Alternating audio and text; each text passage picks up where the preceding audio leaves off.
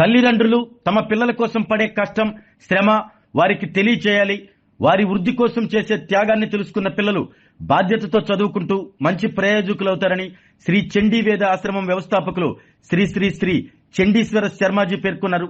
ఇటీవల ప్రకటించిన 10వ తరగతి ఇంటర్ ఫలితాల్లో టాపర్స్ గా నిలిచిన వారికి all India all workers welfare association ఆధ్వర్యంలో సూరారెడ్డిపాలెం వద్ద గల శ్రేయ ఇన్ఫా డెవలపర్స్ వెంచర్స్ లో ఎన్టీఆర్ ప్రతిభా అవార్డులను చండీశ్వర శర్మాజీ అందించారు. అనంతరం విద్యార్థులు వారి తల్లిదండ్రులను ఉద్దేశించి మాట్లాడారు. గతంలో ప్రపంచవ్యాప్తంగా ఉండేవారు భారతదేశానికి వచ్చి సంస్కృతి సాంప్రదాయాలు నేర్చుకునేవారన్నారు. ఇక్కడి వారు విదేశాలకు వెళ్లి వాటిని విస్మరిస్తున్నారు అంటూ ఆవేదన వ్యక్తం చేశారు. ఒకప్పుడు దేవాలయాలతో పాటు విద్యాలయాలకు అంతే గుర్తింపు ఉండేదన్నారు. గురుకులాల్లో సకల విద్యలు నేర్పేవారన్నారు. పూర్వం చదువు సంస్కారం కలిసి ఉండేవని ఇప్పుడు ఆ రెండింటిని విడివిడిగా చూడాల్సి వస్తుందని ఆవేదన చెందారు. తల్లిదండ్రులు తమ పిల్లలను దేశ పౌరుడిగా తీర్చిదిద్దాలని గురువులను అడుగుతున్నారా అని ప్రశ్నించారు. ర్యాంకుల పేరుతో ఒత్తిడి తెస్తున్నారని, ఒత్తిడి తట్టుకోలేక కొంతమంది బలవన్మరణాలకు పాల్పడుతున్నారని ఆందోళన వ్యక్తం చేశారు. ఈ కార్యక్రమంలో all India all workers welfare association chairman R Yedukondalu, secretary K Venkateswara Reddy తదితరులు పాల్గొన్నారు.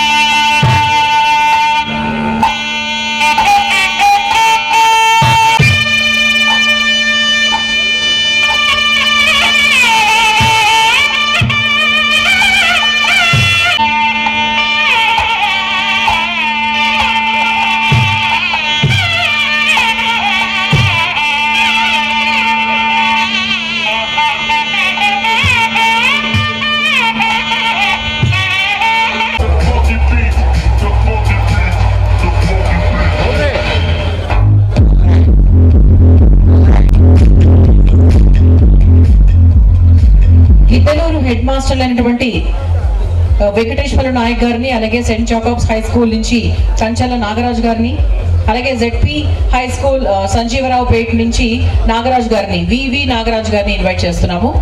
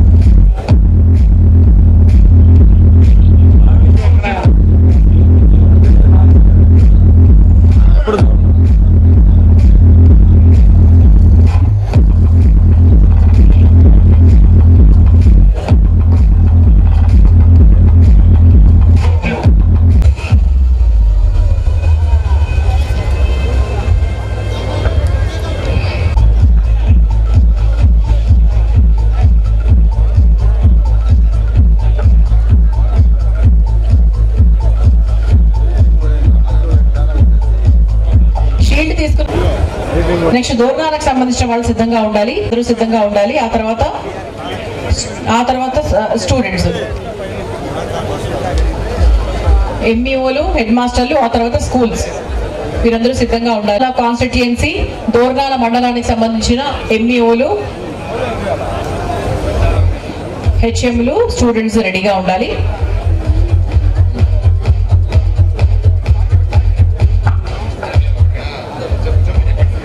ఎర్రగొండపాలెం కాన్స్టిట్యున్సీలో 5 మండలాల పుల్లల చెరువు, ఈ 5 మండలాల వాళ్ళు ఎర్రగొండపాలెం కాన్స్టిట్యున్సీ వాళ్ళందరూ కూడా దయచేసి MEOs, head masters and teachers, students అందరూ కూడా స్టేజ్ వద్దకు రావాల్సిందిగా కోరుతున్నాం. Thank you.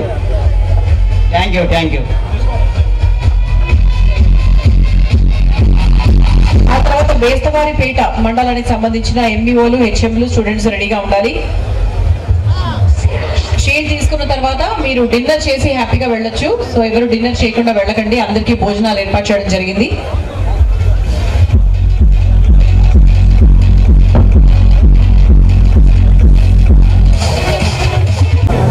షీల్డ్ తీసుకున్న వాళ్ళందరూ దయచేసి దిగిపోవాలండి.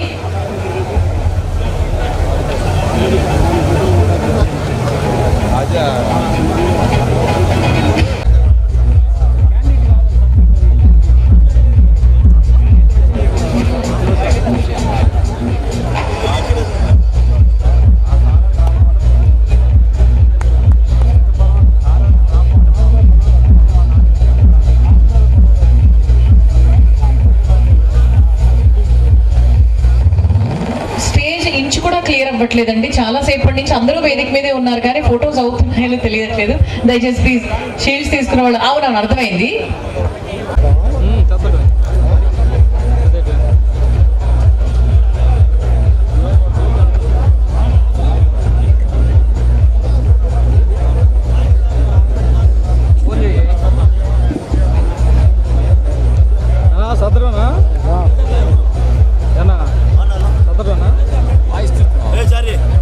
ఆచరించేలాగా ఉంటుందనేది మా భావన. ఎందుకంటే ఒక 4 రోజుల క్రితం ఇదే ఒంగోలుకు వచ్చాం మేము, గోపూజ మహోత్సవం అని చెప్పేసి. ఆ రోజు ఒంగోలుకు వస్తే అయితే అనుకోకుండా ముందు రోజు కలిసి అది కూడా ఒక పెద్ద గ్రౌండ్ లో ఏర్పాటు చేశారు. ఆ రోజే విద్యార్థులకి పరీక్షలు. ఆ సమయంలో పెట్టినట్టున్నారు ఆ కార్యక్రమం. 100 మంది కూడా లేరు. అయితే మా ధర్మంగా మేము గోవు గురించి, శ్రీరాముడు వారి గురించి, శ్రీకృష్ణ భగవానుడి గురించి మేము ఒక ప్రసంగాన్ని ఇచ్చాము, ఒక 30 నిమిషాల పాటు. అది అనుకోకుండా 10 లక్షల మందికి చేరింది. ఒక ప్రసంగం, చిన్న ప్రసంగం, 30 నిమిషాల ప్రసంగం. అది కూడా 100 మంది కూడా లేనటువంటి ప్రాంతంలో ఇచ్చినటువంటి ప్రసంగం సామాజిక మాధ్యమాల ద్వారా 10 లక్షల మంది చూసేలాగా, వీక్షించేలాగా వెళ్ళింది. అంటే మనం చేసే పని 10 మంది ఉన్నారా, 100 మంది ఉన్నారా, లేకపోతే 1000 మంది ఉన్నారా అని కాదు, మన ధర్మాన్ని మనం నెరవేర్తించుకుంటూ వెళ్ళిపోవడమే అనేది అక్కడ ఉన్న వాటిలో మాకు తెలిసినటువంటి విషయం. అయితే ఇక్కడ విద్యార్థులకి, విద్యార్థి తల్లిదండ్రులకి కొన్ని విషయాలు మేము క్లుప్తంగా తెలియపరిచేసి ముగిస్తాం. సహజంగా మీకు తెలియనివి ఏమీ కావు. ఇప్పుడున్న సామాజిక మాధ్యమాల్లో అన్ని విషయాల గురించి పూర్తిగా అవగాహన ఉన్నవారే. కానీ కొన్ని ప్రత్యేకమైనటువంటి విషయాలు కొంతమంది ప్రత్యేకమైనటువంటి వ్యక్తుల ద్వారా మాత్రమే తెలుసుకోవాలి. అయితే మన యొక్క భారతదేశం ప్రపంచ దేశాలకి విశ్వగురువుగా చెప్పుకునేవారు గతంలో. మన భారతదేశం ప్రపంచ దేశాలకే విశ్వగురువు. అది గతం. ఎందుకు ఆ పదాన్ని వాడేవారంటే ప్రపంచ దేశాలు వారంతా కూడా భారతదేశానికి వచ్చి సకల విద్యలను అభ్యసించేవారు. అంటే విద్య, వైద్యం, వేదం ఇటువంటివన్నిటికీ కూడా మన భారతదేశమే పుట్టినిల్లు. అందుకే భారతదేశానికి వచ్చి మరి ఇవన్నీ నేర్చుకొని వెళ్ళేవారు. కానీ ఇప్పుడు ఇక్కడి నుంచి పక్క దేశాలకు వెళ్ళేవారే కానీ వెళ్ళిన తర్వాత వచ్చేవారి సంఖ్య పూర్తిగా కనుమరుగైపోయింది.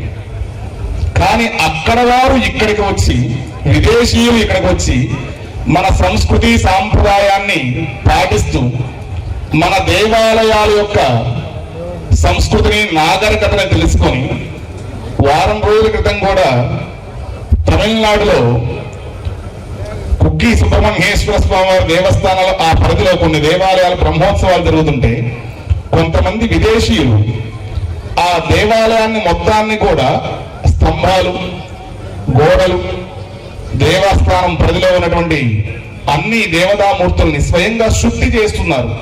ఒకళ్ళు ఇద్దరు కూడా కాదు, కొన్ని వందల మంది విదేశీయులు. వారికి మన సంస్కృతి చాలా గొప్పగా నచ్చేసింది.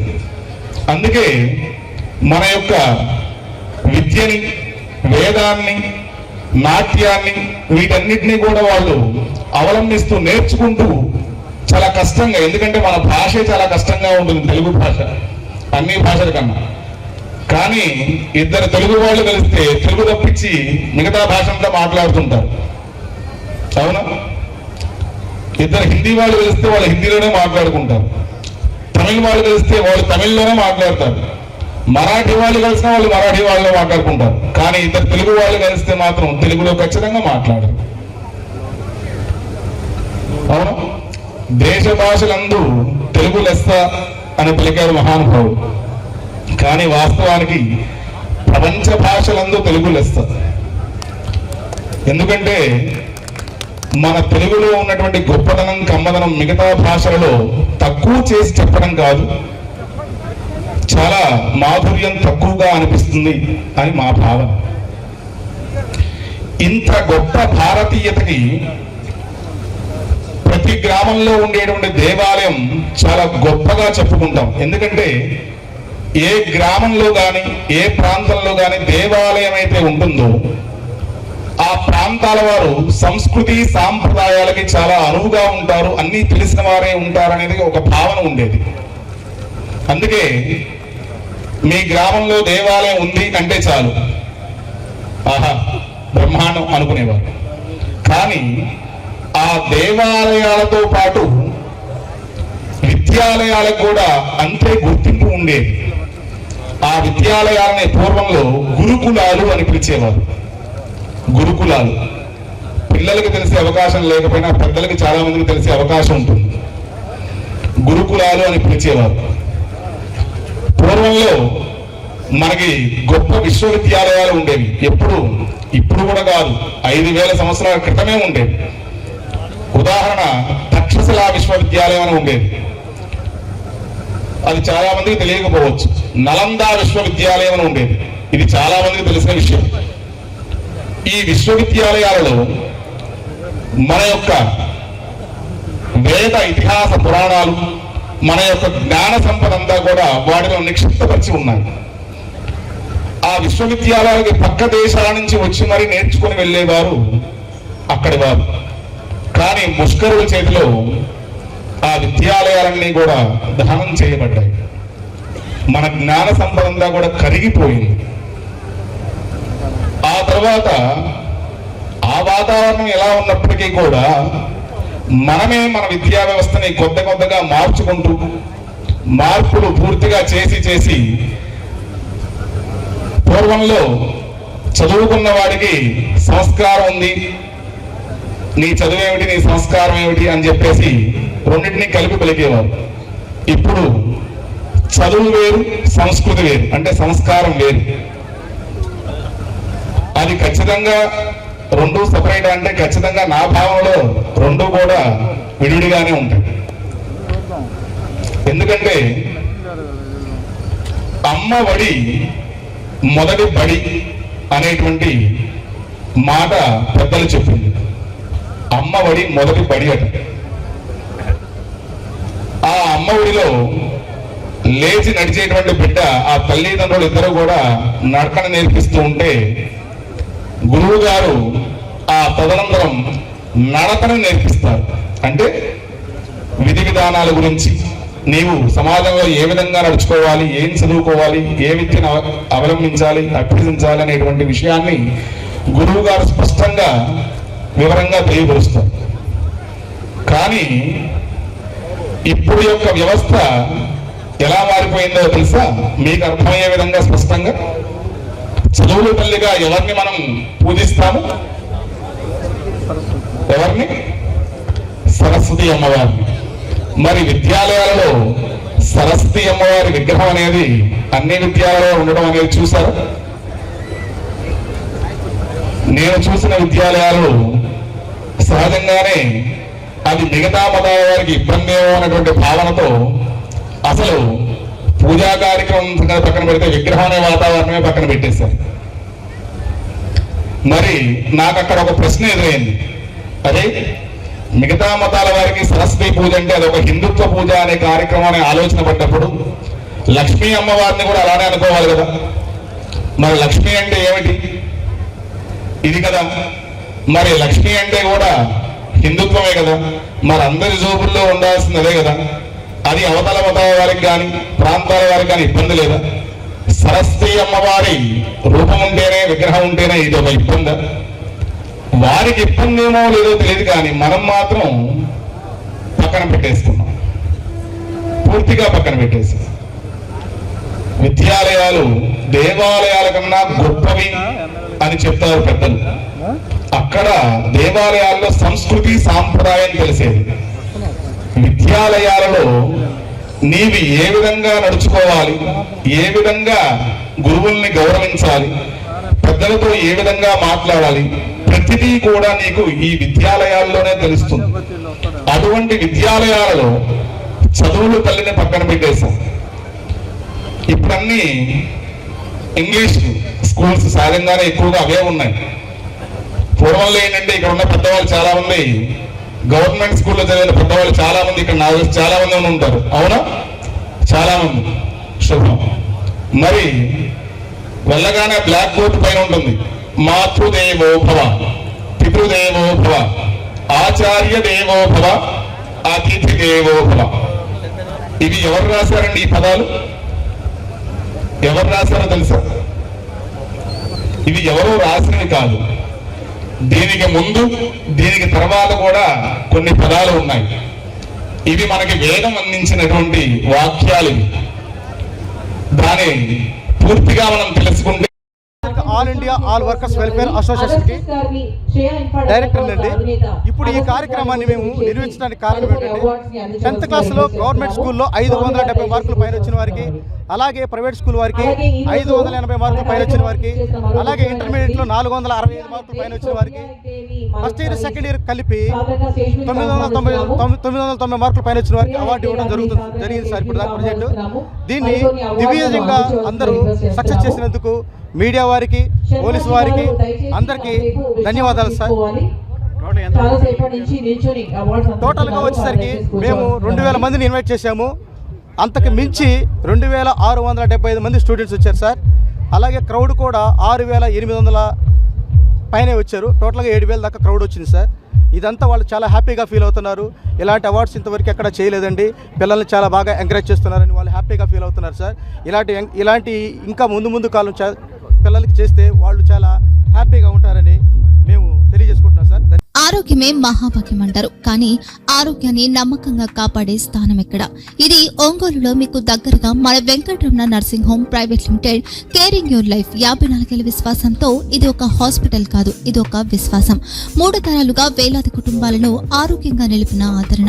మా నిపుణుల వైద్య బృందం మా దగ్గర అనుభవం కలిగిన బృందంలో అందించే సేవలు neuro surgery, general medicine, diabetes, pulmonologist, general surgery, ophthalmology, urology, orthopaedic, ENT, paediatrics, dental surgery, anaesthesiology, gynaecology, cardiology, emergency మరియు క్రిటికల్ కేర్. ఒంగోలులో ఆరోగ్యానికి ఒక కొత్త శకం ప్రారంభమవుతుంది. వెంకటరమణ ఐ హాస్పిటల్ ప్రారంభించబడింది.